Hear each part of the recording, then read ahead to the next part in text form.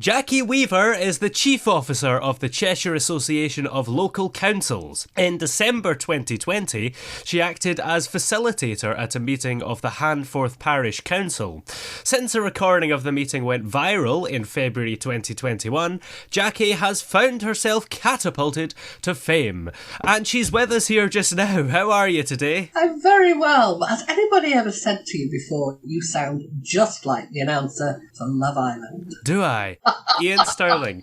I think we're probably from a similar area. But the tone is the same. You know, way of, I was sort of having this flashback. Not that I've ever been on Love Island, but yeah, it was surreal. Yeah. Now, what was the prequel to the events of the video we've all seen? I mean, was there something that built up to that? Oh gosh, yes. I mean, no meeting, no matter who the personalities are, go from 0 to 500 like that. Mm-hmm. So yes, there was a history going back at least 2 years. And the frustration for you can see there's two factions. For the Karma faction was that actually the chairman had unilaterally suspended the clerk, so they had no clerk. The chairman refused to call any meetings. So they are members of the organisation I work for, Cheshire Association of Local Councils, and we're there to help kind of solve problems for councils. So they asked if we'd facilitate the meeting when two councillors called it. And the whole point of the kind of escalation of naught to whatever was around the chairman and his two colleagues being determined the meeting was going to take place. Yeah. And how have you processed your rise to fame? Well, I don't think of it as a rise to fame, so that kind of helps. It's so difficult to explain how incredibly busy I've been, without sounding like poor me. And so in many ways, you need to process what's happening. So it's only now, sometimes I look back on things and think, goodness, did I really do that? Yeah. But at the time, it was just part of what I was doing. You know? Yeah. And you say you've been very busy. Is that because of council stuff or because of all the requests you've had since? Oh, both. I mean, I look back in my diary sometimes if I'm preparing for a presentation or something, thinking about what it is that I've been doing, and I look at it and think, good grief. You know, because a lot of the stuff is in the media, so a lot of people see that. But a lot of stuff isn't in the media, so that, you know, I get lots of invitations to talk to organisations of women, you know, kind of talking about how you cope with difficult situations, that kind of thing. And also a lot of stuff with students, not just political students. A lot of it is with political students, you know, interested in the system, etc. But also young people, which students tend to be, just wanting to kind of find out more about local government and how it's different, because it is different from national government. Yeah. Although the meeting video was quite hostile and maybe not a nice thing to go through in the moment, are you, in a way, glad that it happened because of all these opportunities to bring awareness it's created? And that's a really good question, because I was at a council meeting the other night there, and a lot of people invite me to kind of like their annual meeting because it brings along more people. Yeah. And somebody said to me, you know, when the media, you know, kind of knocked on the door, why did you answer it? And I thought, well, I couldn't imagine not doing. I mean, if you think about my career, which did start earlier than 2 years ago, I spent 25 years working in local government, the town and parish council, and so few people still know about them, even though there's one in almost every parish or every town in the country. Yeah. And so we work very hard, and have done, not just me, but colleagues and also our national body, at promoting them, but with very little take up of interesting schemes and promotions that we do don't get much traction. So when you have the press knocking on your door saying, tell me something about local councils, who wouldn't open the door? It doesn't make any sense. The only thing I would say is, though, that I kind of thought it would last a day or a weekend or maybe the week, and at a push the month. And it's been that constant adjustment, kind of thinking nobody will be interested next week, and yet it would appear people still are interested. Yeah. And this is a bit of a geeky thing, but I wonder if voting turnout in council elections went up as a result of the video. We won't know that yet. We'll know that in May, and certainly in Cheshire we have all-out elections in May. Yeah. And then, of course, nationally it will be the year after. So it will be difficult to tell. But I guess for me, one of the things is about how many people are even just engaging in any way, and that is even turning up to council meetings. And there are definitely more people turning up to council meetings, not just because I might be there. It is genuinely more about, well, she was interested for a bit, but now let's look at, is there some legacy here of stuff that we should be involved in? Do you say yes to every opportunity that you're asked to do? My default position is yes. If it's possible, my default position is yes. But there have been some media things that I've turned down. Oh. And not many, because any TV, particularly, no offence to radio, but any TV kind of appearance is invaluable in terms of promotion. But somebody did approach me with a great idea they had for a programme they wanted to pitch, which was around the healing process between Aled and myself. No, that's just not going to work. And just to clear something up from the video, who was the older gentleman on Aled's iPad? Was he a council member too, or was he just hanging around?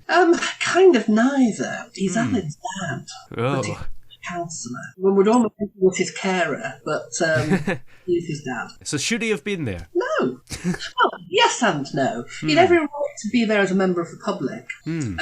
But I would certainly, had any councillor said to me, is it okay if I join a council meeting remotely and have my husband, wife, daughter, son, whatever, sitting next to me? And I would have said no.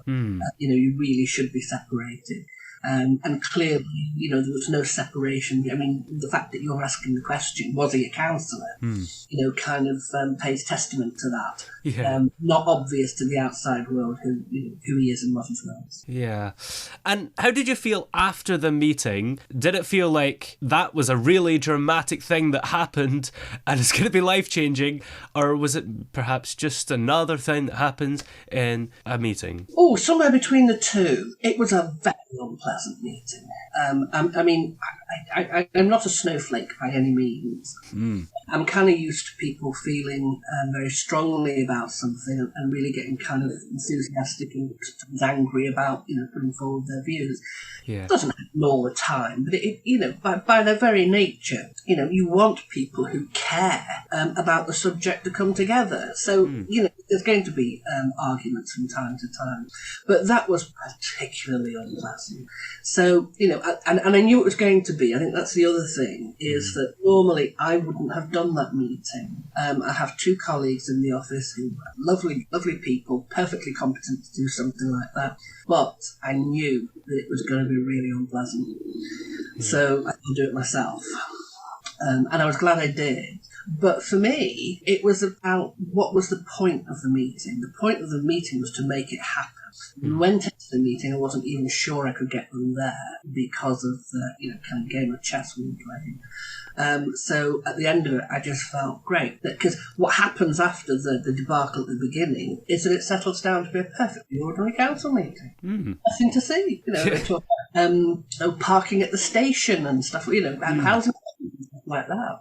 Interesting stuff for that local community. Yeah. And I probably don't say very much for the rest of the meeting. Was busy taking the notes. I suppose that's the thing. Most people have only seen a short highlights video of all the dramatic stuff before it goes back to normal. Yeah. And that happens at the beginning. So that there's then nearly an hour and a half of meeting after that, where it was a bit like watching paint dry.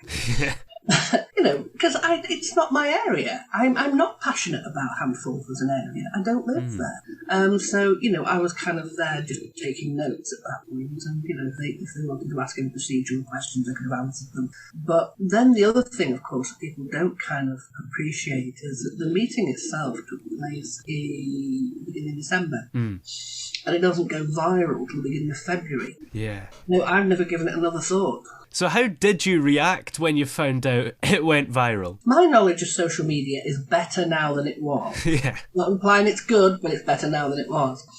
And somebody, a colleague of mine, texted me at something like 9 o'clock at night to say, kind of like what I call an excited text message, lots of emojis, saying, "You're trending number 3. And it meant absolutely nothing to me whatsoever. Nothing. Wow. So then a bit later, even more excited emojis, you're trending number 1. Well, trending number 3 didn't mean very much. Just changing the numbers wasn't going to make it any different. Yeah. So I thought, well, I'll ask a young person. They know what that is. So I texted my son and said, apparently I'm trending number 1. And he just said, "Don't worry about it, Mum. That'll be a mistake." I just thought, okay, fine. And I gave it another thought. Until the next morning. And the next morning, we had a very polite and nicely formed queue of media representatives lined up outside the house, waiting for interviews. And they always do the same thing. They always send the youngest, nicest looking person on board. "Would you mind, please? My boss has asked me if you want to do an interview." I was like, yeah, no problem. I'm thinking, God, I don't want to talk about the Handforth video. What Handforth video? Because, as far as I was concerned, the December meeting was... So did you have to watch the video yourself to find out what they were on about? No, I was a bit sneaky. I just listened to what they said, and they told me what it was about, so I just commented on it after that. And that made the second interview easier, because I knew what I was talking about now. So did you watch the video back eventually? Eventually, yes, but there wasn't time at that moment to say, "Could you just wait while I go and watch the video and find out what we're talking about?" Yeah. But I caught up quite quickly. Yeah. And I think the most exciting thing of that morning was finding out Jackie Weaver's on Women's Hour in about an hour. That was an impressive booking at the time, I remember feeling. So did you have tons of emails that morning? Oh, God, yes. I mean... I'm one of those people who, from a work perspective, really does like to try and clear my desk. Okay, I haven't dealt with anything, but I've at least filed it in the right place. I'm quite organised. Yeah. And suddenly, every form of communication with me was absolutely full. So home phone, my personal phone, text messages, Messenger, which I never use. What even is that? Everything. Even to the point that some enterprising people had sent couriers to hand deliver stuff because they were from Manchester. Wow. And I'm still thinking, there's an unrealness to it. So... yeah, it's you don't have time, or I certainly didn't feel I could have taken time, but I didn't, I guess. You don't have time to really think about what is happening, what is the significance of this. Because apart from anything else, it was that kind of great, some media attention, able to talk about town and parish councils, able to talk about because I felt I was quite good at changing the narrative from, isn't that an awful meeting, to, yes, but most of us do fabulous stuff. Yeah. And, just thinking, well, buckle up. This will be, a couple of days at best, and then your history. What about the other people that were in the meeting? Because it was complete silence from them, really. I don't know if they've done anything since. They have done lots of interviews. Certainly there was a lot of abuse hurled the way of anyone trying to interview the Allen household. The chairman put out a statement about how he'd been victimised or something. And eventually the councillors, because they wouldn't know how to respond, eventually formulated a response to what was happening. Yeah. Do you think the meeting would have gone differently if it was in person instead of on Zoom, or not really? It would, of course, have gone differently, but I suspect it would have been uncontrollable in person. Because I think the level of violence that has been demonstrated by Alan before, such that the only thing you could do would be close the meeting down for people's safety. And that was totally contrary to what we were trying to achieve, just having a meeting. Yeah, so it was quite good that it was on Zoom then. Yeah. Because maybe some people would assume that maybe because it's on Zoom and people have been locked down, their anger is up a little bit, but I guess was that anger already there? Yeah, no, that kind of hostile behaviour had been prevalent for 2 years. The behaviour from those 3 councillors, one of them in particular, was... With all these opportunities that you've had, is there something you haven't been asked to do that you would quite like to do? Oh, gosh. Yeah, I'd like to do Desert Island Discs. Ooh. That would be really good. And I'd also like to do, oh gosh, it's gone out of my mind completely. The one with Ben Shepherd and the Machine. Tipping Point. Tipping Point. Yeah, like to do this. What about Strictly? Because they're announcing that now. No. I would not like to do Strictly, simply because it really, from what you hear, it takes up so much of your life. And one of the things I've been able to do, touch wood, is actually maintain some form of normality in my life by continuing to work. And I think that for me has been an enormous help. It really is a reality check. You know, it's sometimes you can get swept away with the kind of media attention. A lot of people telling you you're really fabulous, and eventually you start to think, yes, I am. Yeah. And that's not good for anybody. Yeah. Being at work takes you back to happen. But although I cannot tell you what it is, I did do something that will be on Channel 4 in September. Ooh. It's going to air just after the Bake Off on Channel 4. I'm trying to think what that would be. Is it anything that we know the name of? No, it isn't. I can't guess then. You wouldn't be able to guess, and it was a reality. It is a reality show. It involved being away from home for a month to film. Ooh. So it's quite big. That sounds like an exciting premise. Probably the scariest thing I've ever done. I suppose there is a danger of doing too much stuff, isn't there? So I suppose maybe the stuff you'd quite like to do, but you just have to say no to, because otherwise you wouldn't have time for anything else. I think part of the legacy of lockdown is people's willingness to accept virtual meetings. Although, because of changes in legislation, we can't use virtual meetings for council meetings. But we can for all sorts of other things. So whereas I used to spend an inordinate amount of work time literally driving round the Cheshire and the northwest of England to meetings, I don't do that anymore. Most of those meetings are done virtually, so that frees up a lot of time that I wouldn't normally have. And the same with training. So we do a lot of training for councillors, which again used to be a lot of travelling. Doesn't mean that anymore. We do it virtually. So that's been a really helpful legacy. So I do get to kind of do both. So what I try and do is kind of balance media stuff, because ultimately, if nobody knows your name, nobody's going to invite you anywhere. Yeah. With the other stuff that you don't hear about, which is things like the invitations to speak at student unions and things like that. I did a keynote presentation to the Open University AGM a while ago. Things like that are really great places to meet a whole new audience of people to talk about local councils with, rather than constantly talking in our own echo chamber about local councils. Yeah.